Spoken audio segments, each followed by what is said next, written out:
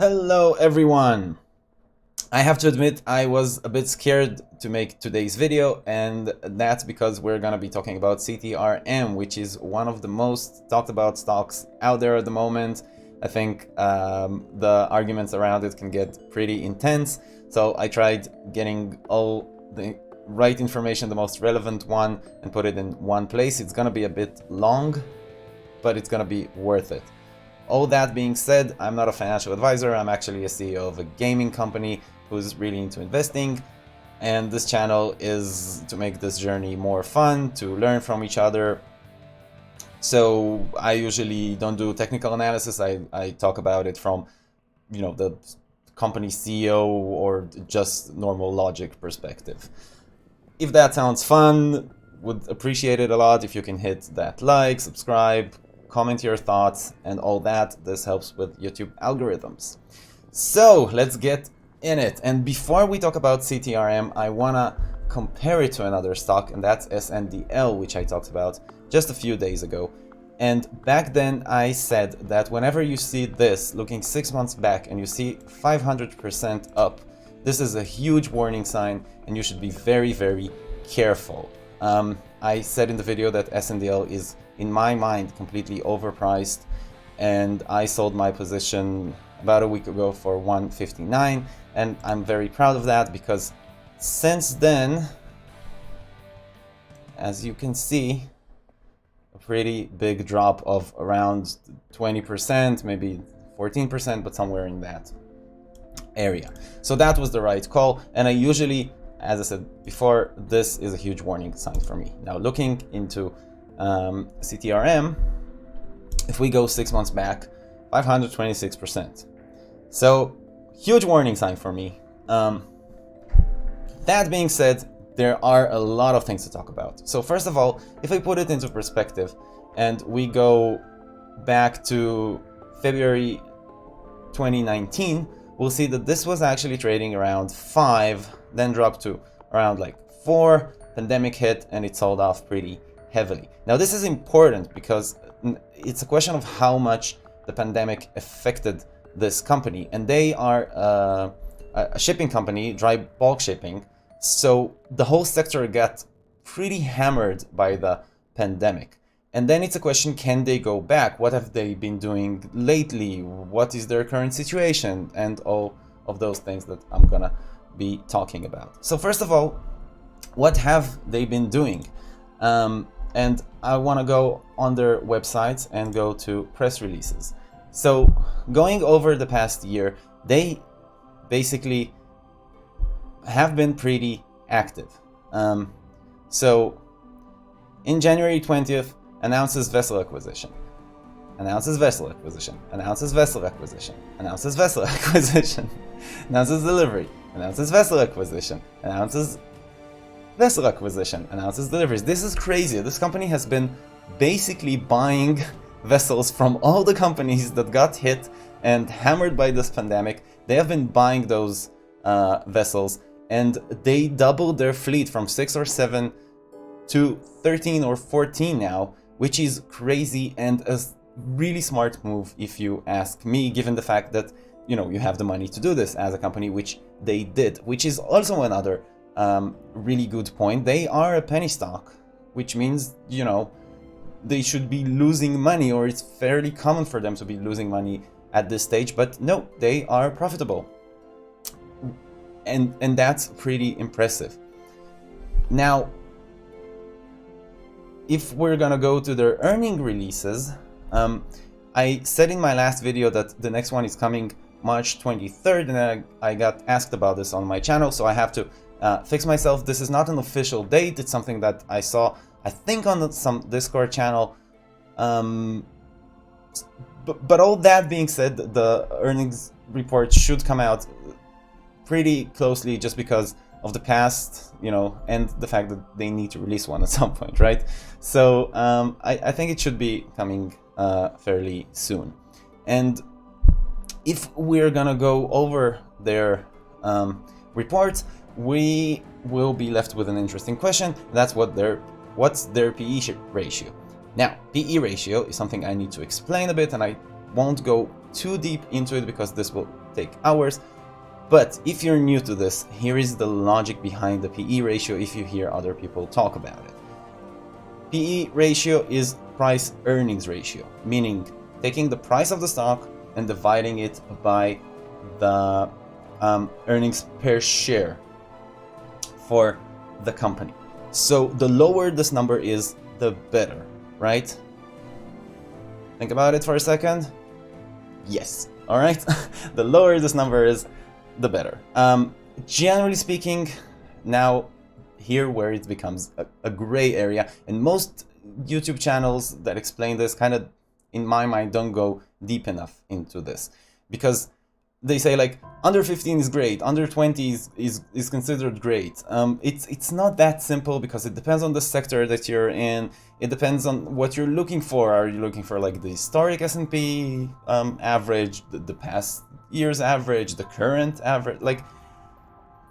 But still, very generally speaking, under 15 great, under 20 great. Now let's talk about the PE ratio for CTRM. So this is also not an exact number. So I saw a lot of videos and places that mention different numbers. Some of them, for some reason, the number 1.4 keeps repeating, which I kind of disagree with. And in other places, like for example this website, you can see that it's around 7.7. Then if we go here, this is by quarter, but we'll see it 1.03, which is a huge difference, right? And here 2.2. Then if we go here, this is 7.8. If you take this and do the math, you'll get somewhere around 3 or 4. So it kind of depends on how you calculate it, and you know, it's a lot easier once an earning report comes out. All that being said, are like the lines that I found are between 1.4, which I think is too low, but between 1.4 to 8. In any case, still pretty damn good for a penny stock. Very, very impressive. And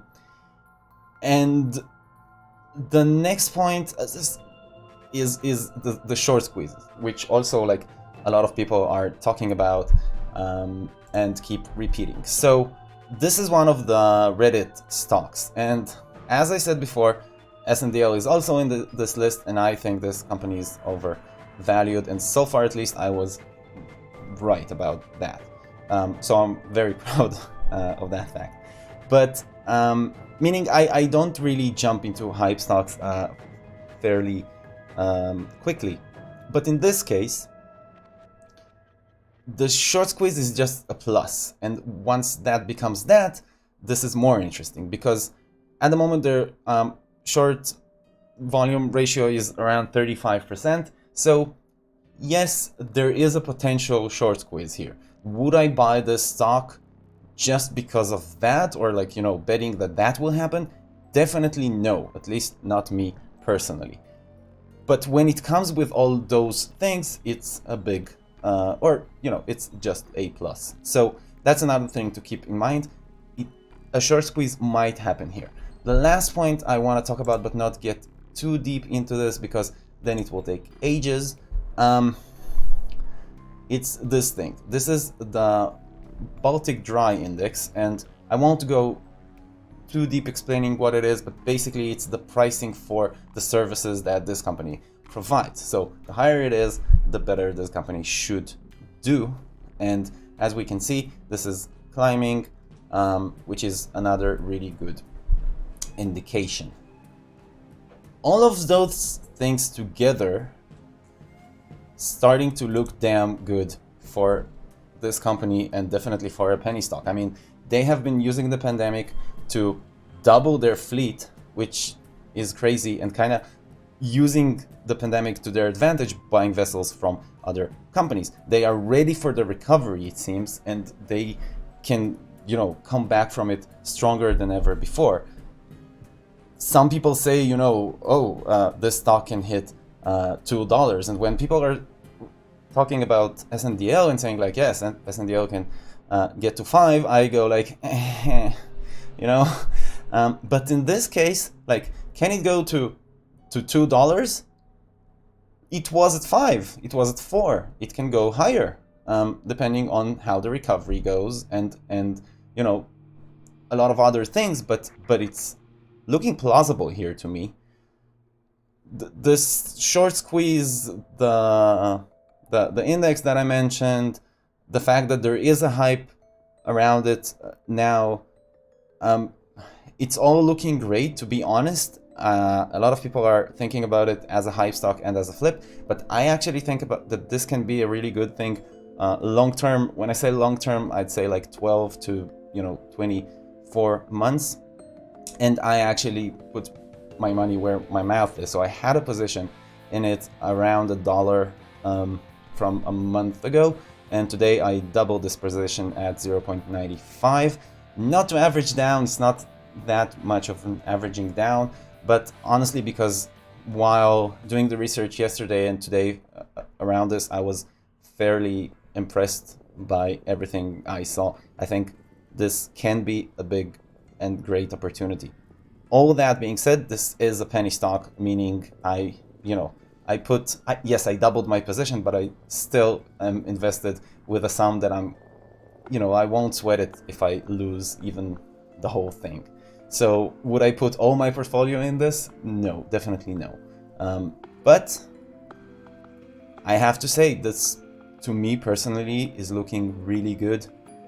And I know that this is one of the most discussed stocks out there at the moment, so I hope I did this justice and kind of showed all the relevant information for it. If you enjoy what I do and making this journey together, or if you think I'm wrong and I'm an idiot and you want to teach me something, comment and subscribe and join this journey. I do videos every day and I always try to do them as interesting and as relevant as I can. So let's hope for a nice green wind day. Wind day is not a word. Let's hope for a nice green week and have a great day, everyone, and I will see you in the next video, possibly about HCMC, because there are potential news coming out of that today. So today I might do 2 videos. Cheers, everyone.